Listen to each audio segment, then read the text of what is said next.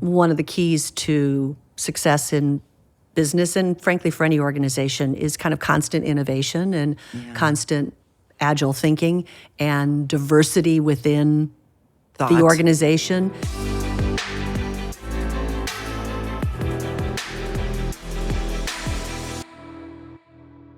So hi, Christie.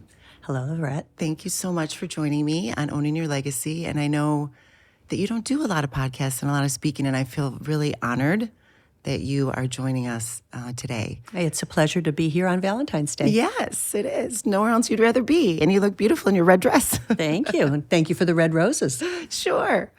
So I remember the first time I really got to meet you, and you were doing a keynote speech at NAWBO, which is the National Association of Women Business Owners. And we have a great chapter here in Chicago that I know you're very engaged with. I think you won an award that day, too, if I recall. True. Yeah. What award was that? It was Lifetime Achievement or? Something like that. Something like that. And your keynote speech resonated with me so much. I felt like kindred spirits. One of the stories you told, I remember a few of them, but so this was, I'm going to hand it over to you to kind of tell your story on this, but there was one point in the speech that you were like kind of taking over Playboy, and your dad had said, it's kind of like I had a really big party and you're here to clean it up, which I thought was hysterical. And then he's like, you can do anything, you can bet anything, but do not bet the mansion.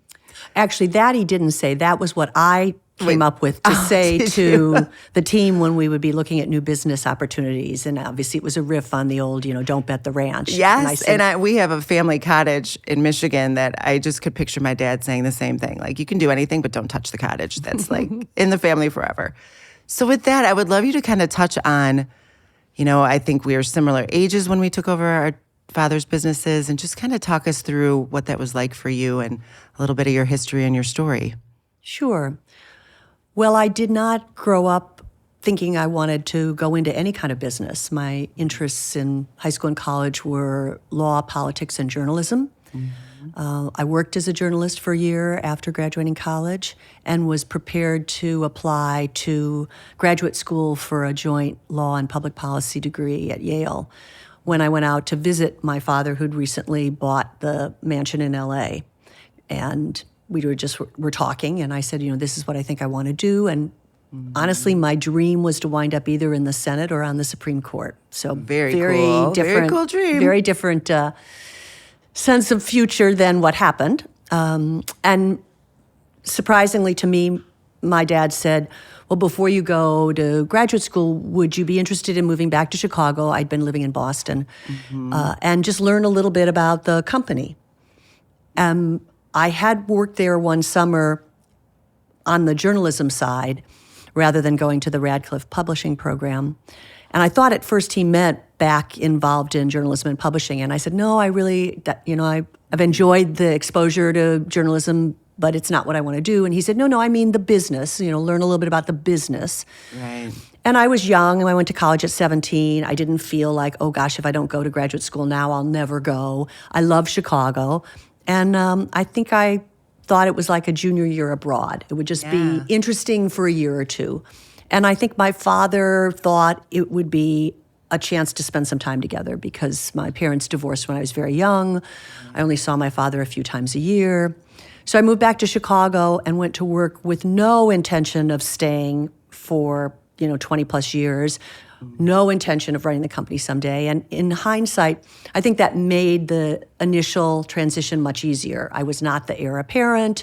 I agree. I got to, kind of move around the company in different roles, different departments, learn about the businesses. I got assignments. One was a retail project the company was interested in. One was in new magazines. And it was only after the company got in trouble in 1982 when it had to divest its most profitable line of business, which were its casinos in the UK, that I really seriously thought about stepping up and seeing if I couldn't help. And I went to my father and I went to the board and I said, instead of doing another search to hire another president, because they had done that about 4 years previously, I think I could take over and form an office of the president with the then chief financial officer and in effect, tomorrow we could start the turnaround. And not waste time in the search. Yes. And I think that not heir apparent is an interesting part of your story that I can relate to. So my brother is 10 years older than me, and he was heir apparent to Ed Long. And my dad had created a path. So he was going to go to K-State. He was going to be a biochemistry, send him off to England to run our England operation. And when my brother was still fairly young, he was living in California, back and forth from England. And he's like, I don't want to do this. I don't want to ever move to Chicago. He is Californian now. The cold makes him just cringe. His blood has thinned. Yes, his blood is thinned. So at that time, I was probably in about 8th grade. And funny enough, though, weirdly, I always remember wanting to run the family business. So that's kind of, I don't know where I got off thinking that when I knew clearly that my brother was heir apparent. But so when he's, had a conversation with my dad and said, I really want to be a teacher, and ended up, and it was amiable. I mean, it really wasn't like a heated conversation or anything. I think, we can't force people to take these kind of jobs on. Well, I always say when people who are parents are interested in their children coming into the business and they ask me for advice, the one thing I say, because it's the one universal piece of advice that I think works, is don't make the child feel that you will be disappointed if they don't. That is just huge advice. Terrible for the relationship, and it won't work well regardless of whether the child comes into the business or not. And you have to love it. And I have, so I'm the youngest of 7, so there was a lot of siblings there, but nobody else really, at least at that point, wanted it at all. I wanted and I loved it, and I had a vision. And I have 5 boys, so I hear what you're saying, and I have definitely not, if they're interested, I love talking about it, but I want them to find their happiness and their joy and their purpose. So another question that comes out of that time in your life, and so I was 26 when I joined, you were 29, but I was 30 when I became president. I had to fire my boss, so, and it was kind of a similar situation of like, is she ready? Can she do this? But what was your vision at that time? Did you have a vision for Playboy that you're like, this is what I feel its purpose should be, or it's... No, at that moment, my vision was save the company. Survive. Yeah. I mean, the company had just reported a $50 million loss. The banks pulled the lines of credit. The stock plummeted. Morale was... I mean, I didn't have that big of a number, but the same story. Needless to say, terrible. And I was 29. I didn't have an MBA. I'd never worked at another corporation. And so logically, honestly, I shouldn't have been in the role.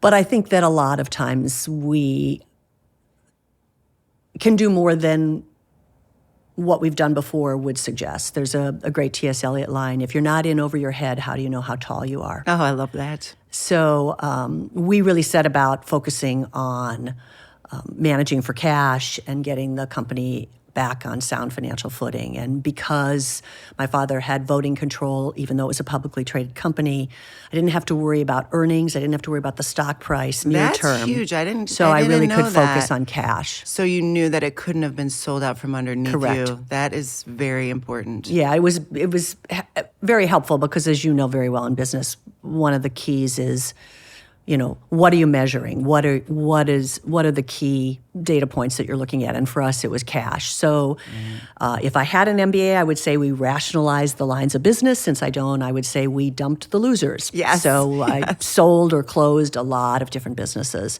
And only some years later, after my father had a stroke and fortunately recovered, but really kind of decided, I don't want to be chairman CEO of a publicly traded company. And I became CEO, did my focus turn to what's the vision for the company? And that's really when we created the vision of not being a publishing company, but being a brand-driven multimedia company. I love that story, and I want to get there. But I think that is so true, that there's gradual steps that we took or we take.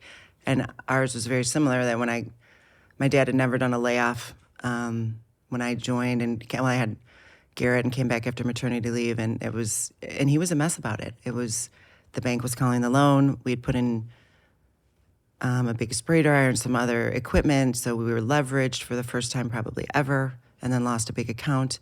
And his friend came in when the bank called the loan and had $1 million in his briefcase and really bought us time. But that survival mode, as hard as it was, I don't know how you feel about this, but some of the most exciting time, because everybody was going towards one mission of survival. And I think I read you were talking about it was people knew we had to make a change. So I think both of us were blessed in that regard that we could come in and change stuff and throw stuff at the wall and see what stuck and go with our gut, and it worked. Yeah, I do think crises offer opportunities. Right. When he was chief of staff, Rahm Emanuel famously said, don't let a good crisis go to waste. And there That's is such a good point. truth to that because, to your point, when things are going really well, it's not easy to drive change. Right. Human beings are creatures who like the familiar. Right, stable. And, if everything is going well, my attitude is, well, why should I have to do anything differently? When things are in crisis, the question isn't whether, but what. And that gives you permission to think afresh about what business do you want to be in, how to build for success, what has to change. And I think that when we go through those moments, that's also what forces us to look deeper. Like you were saying, I had to shed some of the businesses. Similarly, it's aha moments where you go, these X amount of customers are 80% of our business and we need to diversify, or it makes you really study. And I don't have an MBA either, and I think we don't need them. You can Well, learn I once a lot said I of have an this. MBWA, which is management by walking around. Yeah, that's So hugely it kind of important. underscores that, there's a lot to be learned by observing and both of us having similar, I came in through the bottom, thank God, before the bottom dropped out. Even during that, started in, food science. I always wanted to be the liaison between the salespeople and the technical team. Believed it was like, that was just a missing unity link. And then the bottom dropped out and I was in customer service. But I loved that. And it wasn't really by design. It just happened that I got to try all these different positions, like you were saying, before really stepping in to the title of president. And I didn't take the title of CEO over until probably 2 years after my dad passed, which was like 2009. And I felt like I had to earn it before I could take that. So I'd love you to kind of go back to after your dad had a stroke and then you kind of changed the business model, it sounds like, at that point. So what year are we in then? 88. 88, okay.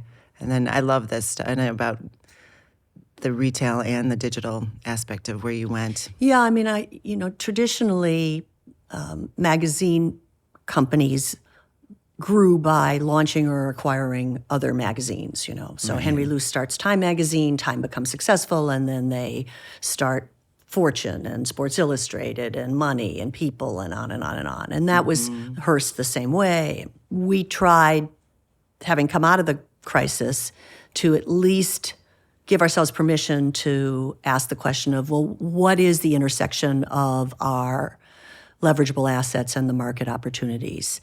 And because it was in the late 80s, and cable television had started to get traction, which created not 3 channels of television like the networks, but 50 channels of television. And video was coming into people's homes. It just, I think, led us in a direction to say that actually our most leverageable asset was the Playboy brand more than our expertise as a publisher. And we could capitalize on that by thinking about creating a style of content across media platforms and a brand that we could leverage through licensing. So we started in cable, and then that took us into satellite, and we started in video, and then that took us into DVDs, and then we became the first magazine to actually launch online in '94 and built a very profitable multi-revenue stream digital business. And that transformation, which at the time I said is kind of like we went from being a railroad company to being a transportation company, affected everything from how we were organized to what kind of talent we recruited to, how we thought about moving content. And, to this day, arguably, a lot of much bigger media companies are still struggling to redefine themselves as, brands and content that live beyond their pages. Yeah, very trailblazing. And really, during our time, we read Good to Great. Which is, I still love that book. And it really does make you figure out who you are and what your hedgehog concept is. And the focus, so we ended up becoming really incredibly focused in flavors around dairy. That was our history and that was our expertise. And it did define a lot of decisions of who we hire, and helped us compete with humongous flavor companies. So, yeah, that knowing your brand is really important. I loved when you were talking about Harley as a brand and Honda as a motorcycle, and you went through. You really get that concept, and I think. Yeah, I mean, I do think the word brand is overused. You know, we use it as a synonym for any product name or any company name. And I suppose that's okay. I just am a little bit more rigorous in how I think of, let's just say, true brands, which have to have a personality, have to have Values. kind of an emotional, value-based Totally agree. grounding. That's what causes a consumer to sort of seek it out and use it as a symbol of self-identification. So And getting more your and more point, important, in my opinion, especially with, like my children. I know they buy based on brand of Tom Shoes that gives back, or, they really want to believe in what the company stands for. And quite frankly, for Ed Long, I think that's a benefit because we are kind of a unicorn in a certain space. So I know, I think it impacts employees as well as consumers, as well as investors. I mean, the old days of if you kind of made your numbers and nobody in management went to jail and you didn't create a product that made anybody sick, you were doing a great Right. job. I mean, that's like table stakes now. Absolutely. That's the bare minimum. So then you left Playboy around 2009, right? Which was a big year for the whole entire world, really, 2008, 2009. And what I found most amazing, and this was new learning for me, was the amount of women that bought your products. So I believe you said 80% of the retail was purchased by women. And I thought, wow, that was a huge accomplishment. Well, we learned from early research that particularly the rabbit head itself appealed to women as much as it did to men, that the attributes of fun, sexiness, sophistication, stylish, freedom were, appealing qualities for women too. And so that Absolutely. encouraged us to move into women's products around the world. And even what we did in television at the time was quite deliberately intended to be sexy entertainment for couples. And that's wound up being successful.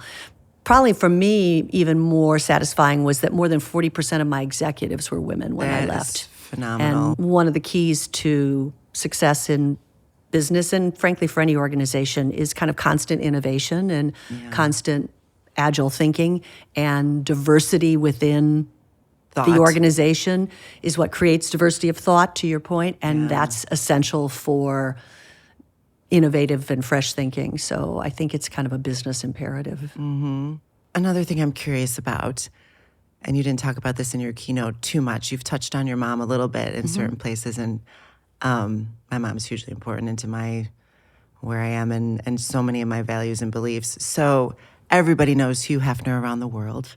I'd love to learn more about your mom, if there's, how she influenced you. I mean, she really is the person who raised me. She was married for 11 years. It wasn't a very good marriage.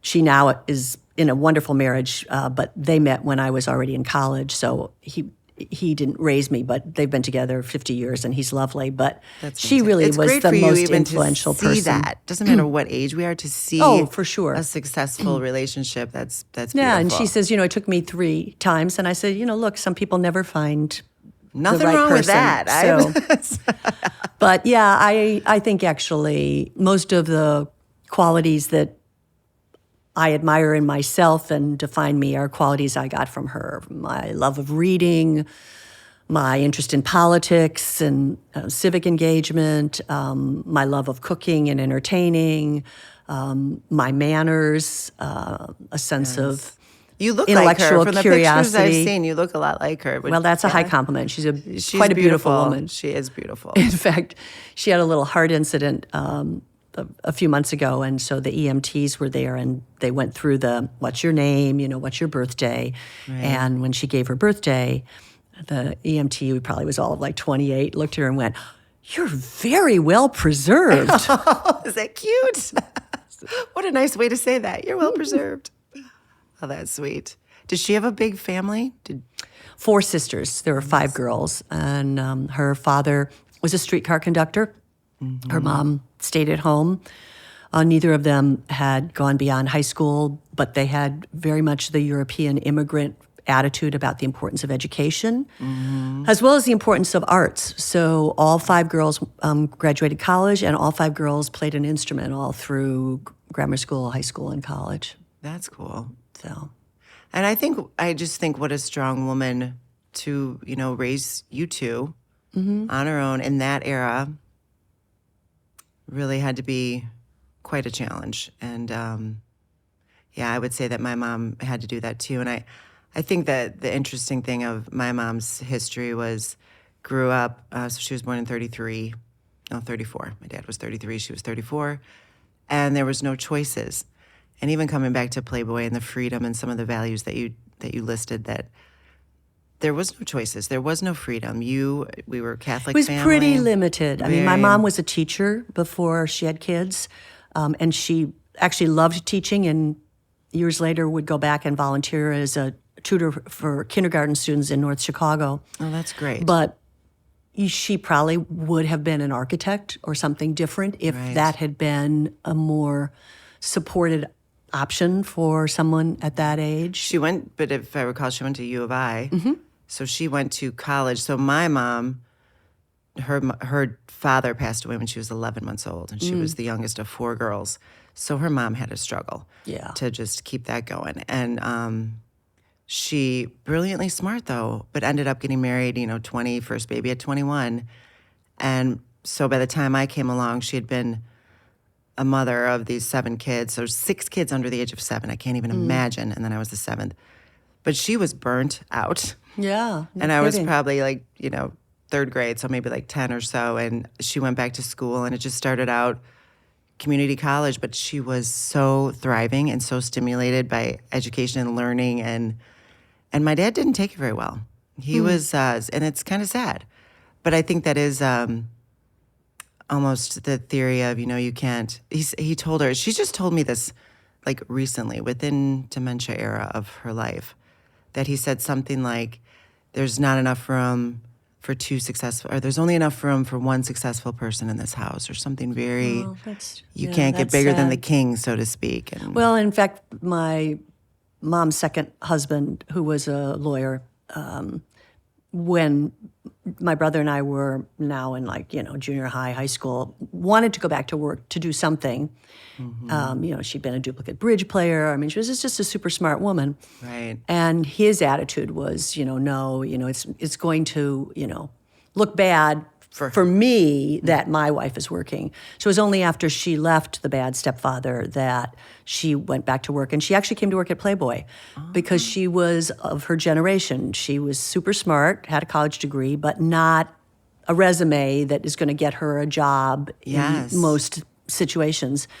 And at the time, I was not running the company, but I was responsible for this retail concept called Playtique that was ill-conceived from the beginning, but I was put in charge of it because no one in the company knew anything about retail, so I didn't know less than anyone else, which Right. would have been the first clue that maybe the company shouldn't have gone into retailing, but we'll just let that sit. It was a lesson learned. Yeah, a lesson learned. Anyway, she was always very stylish and great with people, and I said, do you want to come and work in the store as a salesperson? It was fashion and music was the merchandise mix. And she did, and she was the best salesperson they ever had. And then That's fantastic. when after I finally got the store to making a little money, we closed it wisely.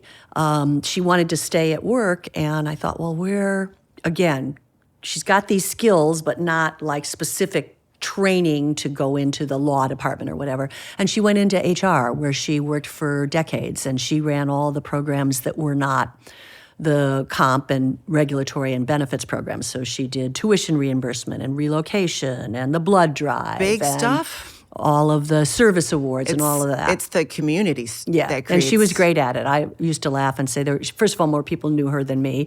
And secondly, it was awesome. like, I had better bragging rights saying I was Millie's daughter than she did saying she was Christie's mother. Oh, that is fantastic. I did not know that at all.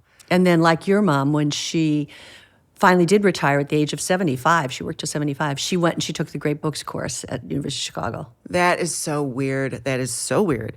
So my mom ended up going to University of Chicago, and that's where she got her MSW, a Master in Social Work. Then she went on for 8 years to get her Jungian analyst. Wow. Yes. That's intense. Intense, huge, not many that accomplished that, and had her own practice throughout that whole time until she was 82. So just 6 years ago. Her name is still on the plaque in Evanston in her building, which I think is so cool. But the funny thing about the great books is that when my parents got divorced, the biggest fight was over the great books. Oh, interesting. I'm who got like, them? What are these great books? And why are you guys fighting over of all the things to fight over the great books? So that's pretty cool. Yeah. So you are so supportive of women, which is amazing. I kind of want to hear a little bit, and this could be almost one and the same question, but what is the legacy that you want to leave behind?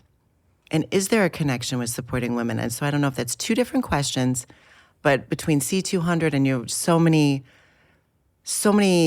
associations and committees and platforms that you've created that are powerful and impactful. So kind of want to know, what's your purpose behind that? What's your calling? What's your dream?